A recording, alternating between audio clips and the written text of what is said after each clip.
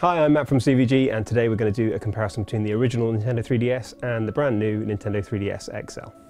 Okay, so if we open these babies up, first thing to note, and probably one of the best new improvements, is the fact that the 3DS XL has like a 3-click soft lock. So there's 3 positions that it'll lock in place, whereas the original 3DS, a little bit flimsy and it only really has the 2 positions. One of the big differences is you've got this matte finish on the whole machine instead of the gloss finish on the original 3DS. It's especially noticeable on the top screen, where it used to be quite sort of a reflective, sleek look.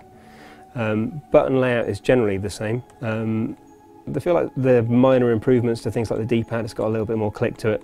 Circle pad still feels just as good. Button-wise, one of the biggest improvements by far is replacing the original sort of slightly cheap feeling sticky buttons that were down at the bottom there. These feel, they're still a bit plasticky, but they've got a bit more give to them. One of the other things to notice is that the display lights are all visible from the front of the machine as well, rather than being visible just from the side, which is quite handy. And another big difference is the 3D slider, which now actually has to be clicked off at the bottom if you want to turn 3D off altogether.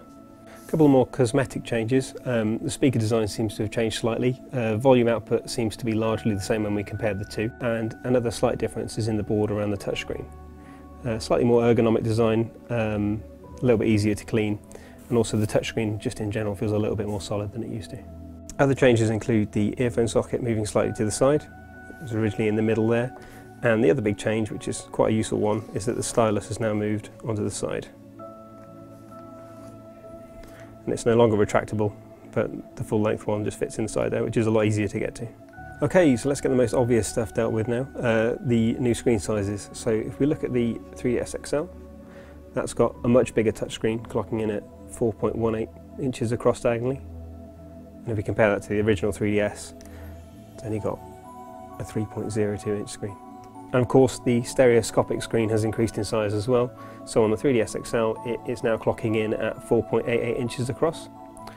And on the original 3DS it's only 3.53. Another big selling point, which is quite brilliantly illustrated by my 3DS here, is that the battery life on the original is much worse than it is on the 3DS XL. So on the original 3DS you could be looking at a battery life from between 3.5 hours to 6.5 hours. On the 3DS XL it can be anything between 6 to 10, so again that's a huge increase. Okay, so let's close these up and have a final look at what they look like shut. So first thing you notice is that the 3DS XL is a lot smoother, slightly sleeker, feels a bit sort of more like an Apple product or a Filofax or something.